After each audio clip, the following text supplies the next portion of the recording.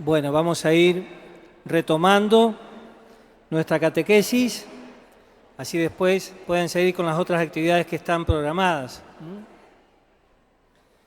Yo, en relación a lo que nos enseña el Catecismo de la Iglesia Católica, que vuelvo simplemente a recordar que tiene una riqueza muy grande que pobremente podemos comentar, por lo menos en mi caso, y que necesita o exige que nosotros nos dispongamos a leer, a rezar, a rumiar, a masticar, porque esto no termina nunca. Eso es como con los textos de la palabra de Dios. El magisterio es esa palabra de Dios que la Iglesia, animada por el Espíritu Santo, nos ayuda a comprender mejor y a vivir mejor.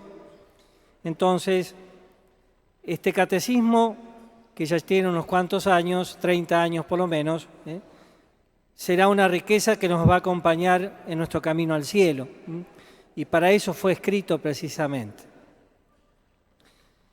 Hay un punto inmediatamente en el texto del Catecismo que titula La Eucaristía en la economía de salvación, y es lo que en la vieja catequesis, ustedes recuerdan que lo primero que uno daba era la historia de salvación, empezando por Adán y Eva, pasando por la historia sagrada, hasta culminar en los misterios de la vida de Jesús. Bueno, de algún modo, en el Catecismo se nos quiere recordar que la Eucaristía es el origen y la culminación de la vida cristiana, porque es expresión de la historia de salvación de Dios para con su pueblo. Y por eso se nos recuerda la creación. De hecho, la Eucaristía se hace con el pan y el vino, dones de la acción libre y creadora de Dios. A su vez, la Eucaristía es el memorial de la Pascua. Naturalmente recordamos ese pueblo de Israel que estaba en la esclavitud de Egipto y que es invitado a la libertad y está invitado a vivir esa vida nueva como fruto de la acción liberadora de Dios precisamente, y sobre todo en el caso de la Eucaristía es para nosotros la libertad más importante, que es la libertad del pecado y de la muerte, de todas aquellas cosas que ofenden el amor de Dios y nos destruyen como personas. A su vez, la Eucaristía es, de algún modo, ya vivir esa tierra prometida, esos frutos que vamos a gozar plenamente en el cielo. Y por supuesto es un anticipo de la gloria. En la Eucaristía vemos profecías o anticipos que están en el Santo Evangelio. Es muy lindo cuando uno lee el Evangelio en una clave eucarística, porque empieza a percibir cosas que de algún modo nos hablan naturalmente de ella. Cada vez que Cristo multiplicaba los panes, o en el milagro de las bodas de Caná, ese vino nuevo que es precisamente una profecía de su sangre, o en el texto tan hermoso de Juan 6, ese capítulo, largo capítulo del pan de vida y de la Eucaristía, que sabemos que culmina precisamente con un grupo de discípulos que se alejan y un grupo de discípulos que dice: Señor, ¿a quién vamos a ir? Solo tú tienes palabras de vida eterna, solo tú tienes palabras que dan sentido a nuestra vida, y eso lo descubrimos definitivamente en el Evangelio, que en la Eucaristía lo escuchamos en su primera parte y lo recibimos en el cuerpo y sangre del Señor vivo en la segunda parte. Y culmina simplemente este texto de la Eucaristía en la economía de salvación recordándonos que la Eucaristía es memorial de Cristo, actualización de su misterio salvífico. Inmediatamente en el Catecismo hay un grupo de puntos que están muy buenos para la catequesis hacia afuera y hacia adentro. Porque si yo le pregunto a ustedes, ustedes hacen el esfuerzo sincero por ir a misa todos los domingos, ¿no es cierto? Sí, si no, no estarían acá. Es como cuando los curas retamos a los que vienen por los que no vienen. Bueno, no los estoy retando. Pero tanto ustedes como yo, por la repetición de eso que hacemos cada domingo, a veces también, muchas veces por la semana, va perdiendo como el fruto, como la vivencia. Inclusive hay ciertos gestos que no se van entendiendo del todo. A veces por defecto de los ministros, que no celebramos con la suficiente devoción o con la suficiente atención también. Y a veces porque uno tiene la cabeza volando en los líos de casa, los problemas de la familia, de los hijos, las preocupaciones. Bueno, somos seres humanos y el Señor sabe que así somos. Y como me dijo una vez el querido Monseñor Juan Alberto, nuestro arzobispo, la peor oración es la que no se hace. Así que aunque uno no esté bien, hay que rezar igual. El Señor sabe de nuestra disposición y de nuestro deseo. Y por supuesto, poner las condiciones para que esa oración sea lo más activa, fructífera y participativa posible, como nos dice hermosamente el Catecismo, recordando la Sacrosanctum Concilium, el documento del Concilio sobre la Sagrada Liturgia. Y en este texto del Catecismo se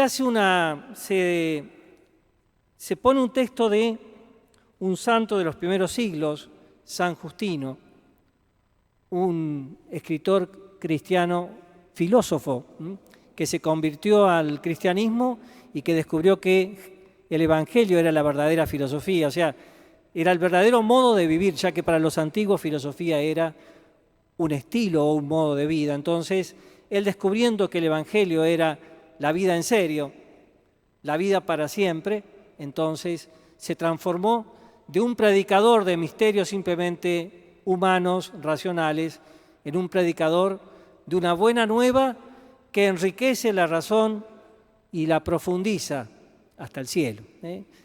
Y precisamente en el texto del Catecismo se hace referencia a que el día que se llamaba del Sol se celebra una reunión de todos los que moran en las ciudades o en los campos, y allí se leen, en cuanto el tiempo los permite, los recuerdos de los apóstoles o los escritos de los profetas.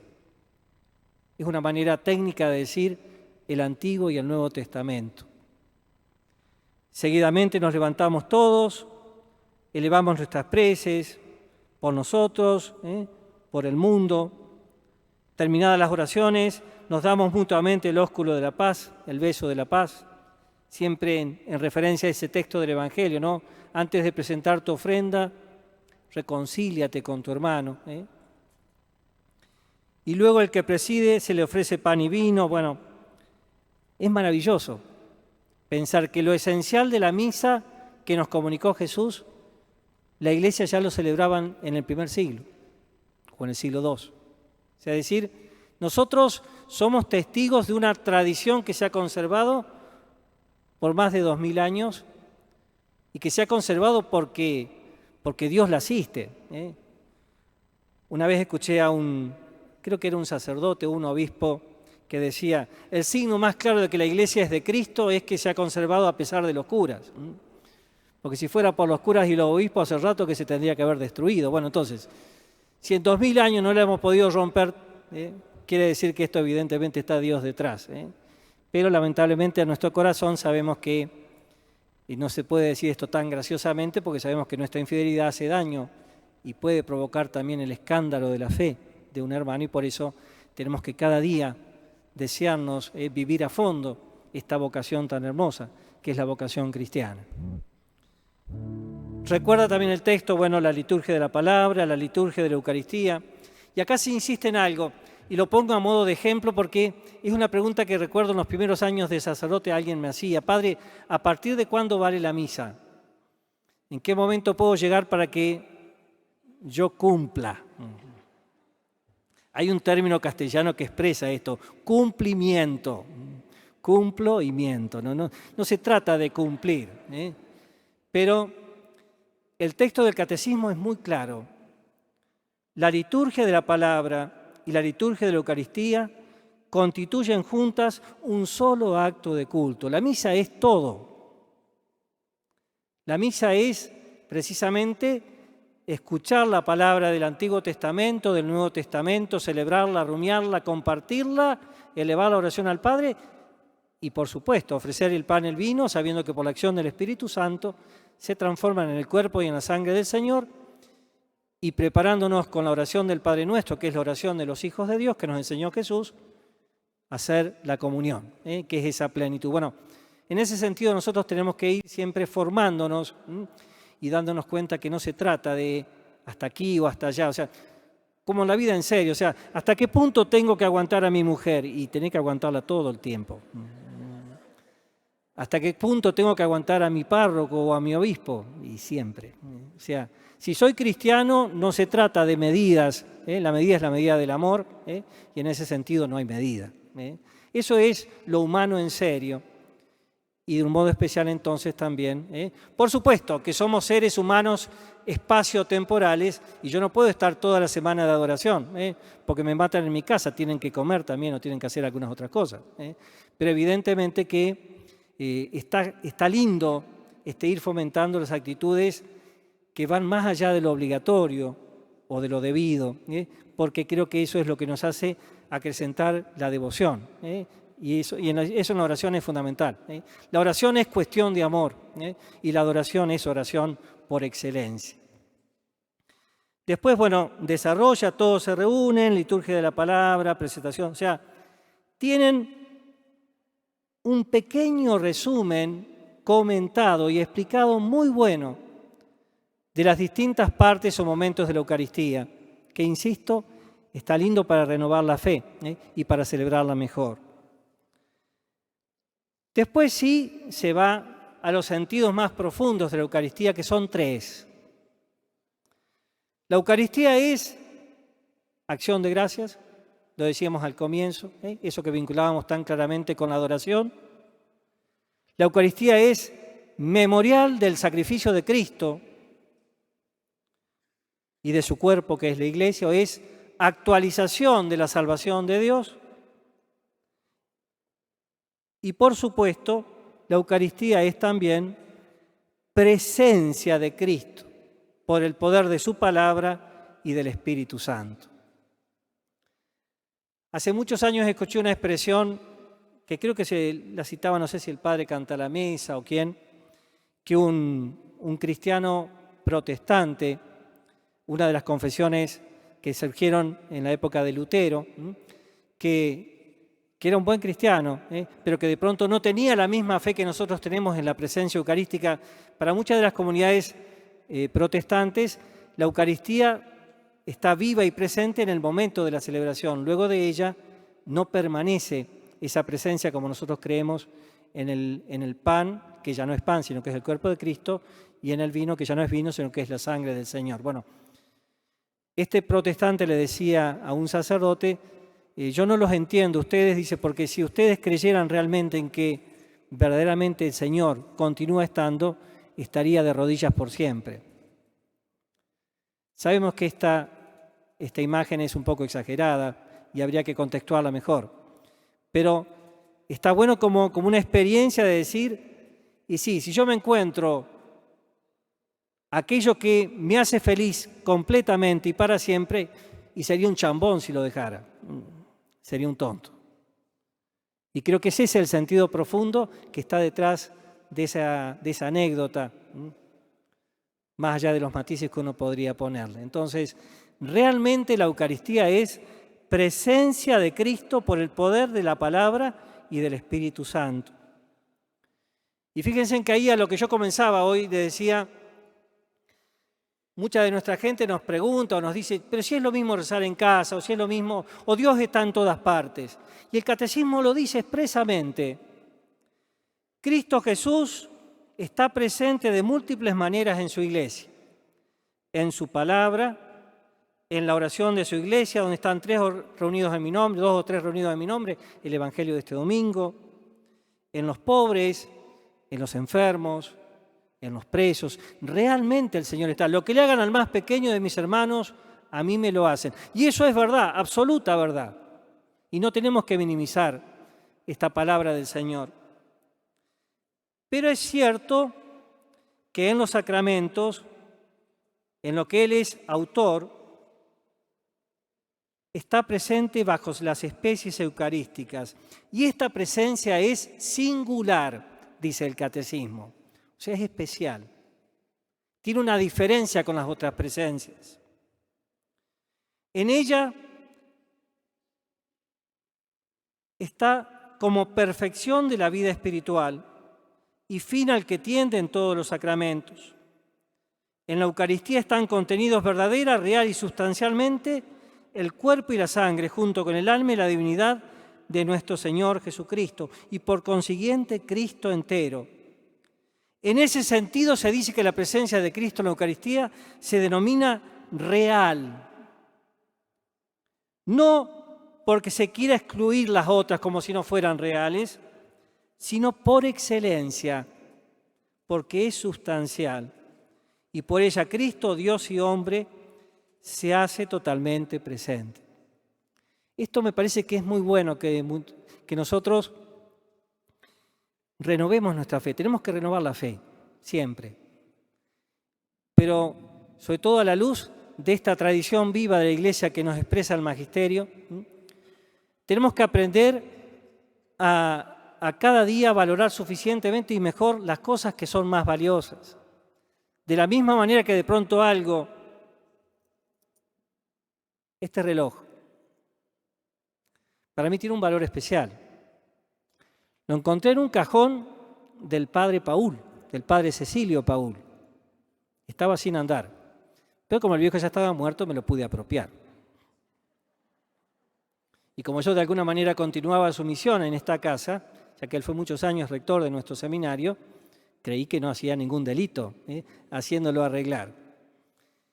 Y fíjense en que una cosa que aparentemente es insignificante puede tener valor de memoria, de recuerdo, de estilo de vida, de manera de hacer las cosas,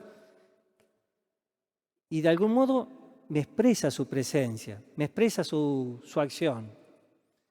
Para otra persona dirá, bueno, un reloj puede ser más o menos valioso, y seguro para los gurises no tiene ningún valor, porque es de esos viejos que no tienen ni el tiempo, ni la temperatura, ni todas esas cosas que ahora necesitan.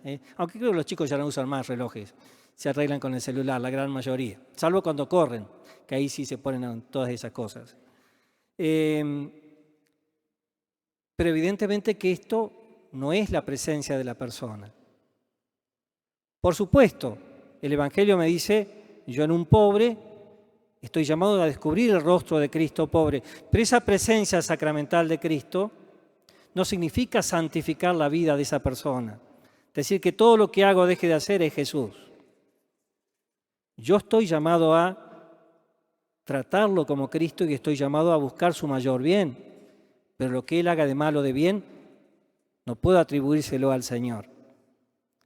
En cambio, en la Eucaristía yo puedo sin duda decir, sin dudar, estoy frente a Jesús, el Hijo de Dios. Por eso me arrodillo. Frente a una criatura yo no me puedo arrodillar, no debo arrodillarme. Frente al Creador, al Señor de los cielos y de la tierra, puedo y debo expresar mi adoración y mi devoción y descubrir que Él es entonces aquel que me hace vivir y aquel que me plenifica y que me completa. En ese sentido se habla de presencia real. Y por eso, si ustedes recuerdan, hay una celebración en la iglesia en el año en donde el Corpus Christi, de un modo público, agradecemos a Dios y mostramos al mundo que Dios está en medio de nosotros. Eso que decía, fíjense, en el pueblo de Israel, cuando se recibe la ley, ¿qué decían? Creo que es el Deuteronomio o el libro del Éxodo, no me acuerdo cuál de los dos libros que habla del tema de la presencia de la ley en el pueblo de Israel. Que cuando los demás pueblos vean esta ley, digan, qué bueno es este pueblo que tiene a Dios en medio de ellos, que les ha transmitido su sabiduría, que les ha transmitido el modo de vivir mejor para los hombres. Bueno, nosotros cuando mostramos a Jesús Eucaristía y lo mostramos venerándolo, adorándolo y transmitiendo sobre todo su vida, queremos vivir esa misma experiencia. Queremos ser testigos de lo que hemos experimentado y que queremos compartir. Mediante la conversión y el pan y el vino, Cristo se hace presente en este sacramento. Y aquí viene, con relación directa a esto, los puntos que son muy apropiados para ustedes, para el ministerio concreto que tienen ustedes, para la misión que la Iglesia les confía en esta tarea hermosa de la adoración al Santísimo, que están a partir del número 1378 a 1381. El Catecismo habla concretamente del culto de la Eucaristía. Y se refiere no tanto a la misa, sino a las cosas que están vinculadas y conectadas directamente con ella.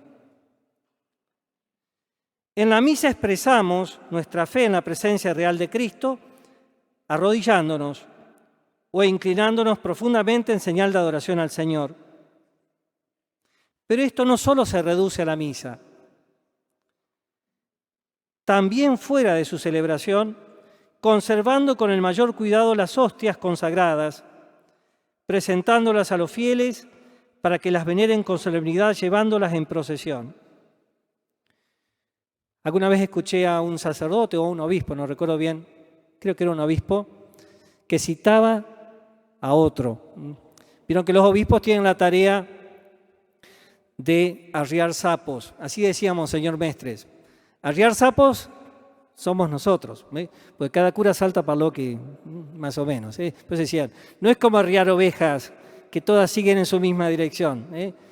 Los clérigos habitualmente somos como los animalitos estos, que no somos el sapo Pepe, sino otro tipo de sapo. Y entonces no es fácil. Pero este obispo decía que cuando uno iba a una parroquia a hacer una visita pastoral, miraba dos cosas. Miraba el baño del cura. La higiene tiene mucho que ver con cómo está la persona, no es menor. Y la sacristía. Porque en la sacristía se refleja o se reflejaba el amor que él tenía a las cosas santas, a todo lo que tiene que ver con el servicio del altar y los distintos servicios que están vinculados a la liturgia.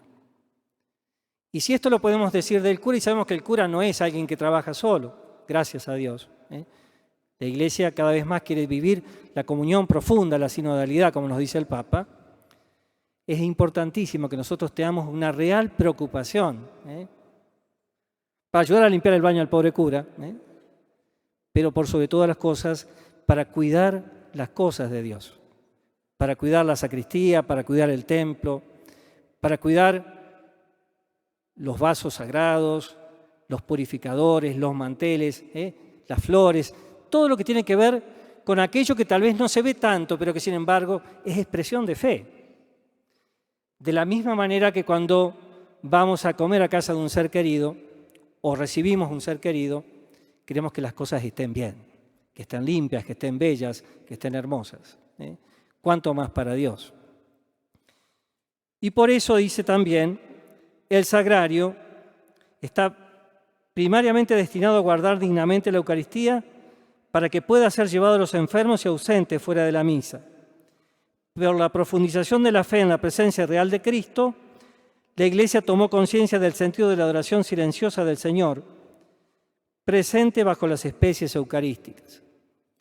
Es realmente conveniente que el Señor haya querido quedarse presente para su Iglesia de esta manera tan singular.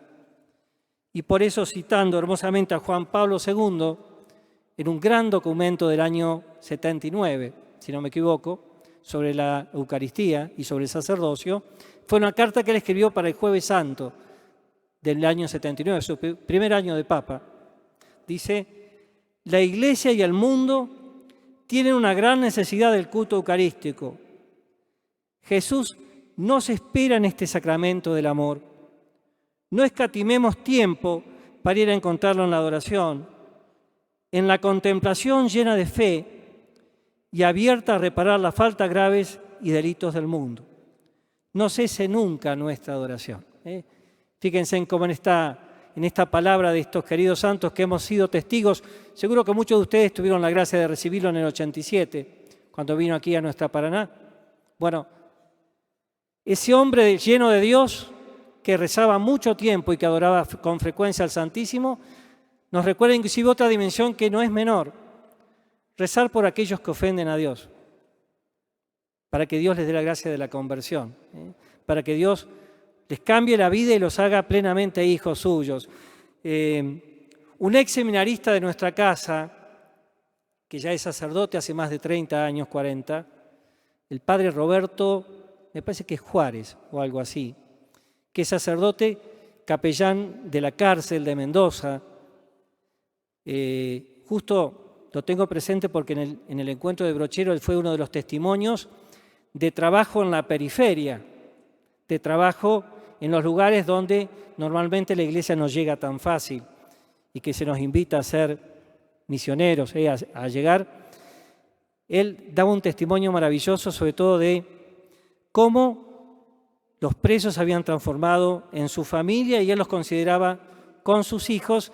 Y me encantó una frase con la que casi terminó su presentación. Él decía: yo no me imagino mi cielo sino con mis hijos presos celebrando la Eucaristía en el cielo. Fíjense en qué manera más sencilla y profunda de expresar lo que en el fondo es el Evangelio. Que nadie se prive de la Eucaristía, que nadie se prive del amor de Dios porque ha descubierto a Jesús, se ha convertido y vive a fondo esta palabra que el Evangelio nos recuerda y esto que el Catecismo tan hermosamente comparte y que tal vez alguno de ustedes no lo tiene en papel, pero lo puede leer por internet. Y si no sabe cómo se hace, le pide a algún sobrino, algún nieto o algún hijo. O le pide prestado el Catecismo del cura. Bien, ya para ir terminando, yo simplemente quería mencionar los frutos que propone como frutos y como regalos de la Eucaristía para la vida de los hombres. La comunión acrecienta nuestra unión con Cristo. Eso que dice tan hermosamente el Evangelio: quien come mi carne y bebe mi sangre habita en mí y yo en él. Lo mismo que me ha enviado el Padre y vivo yo por el Padre, también el que me coma vivirá por mí.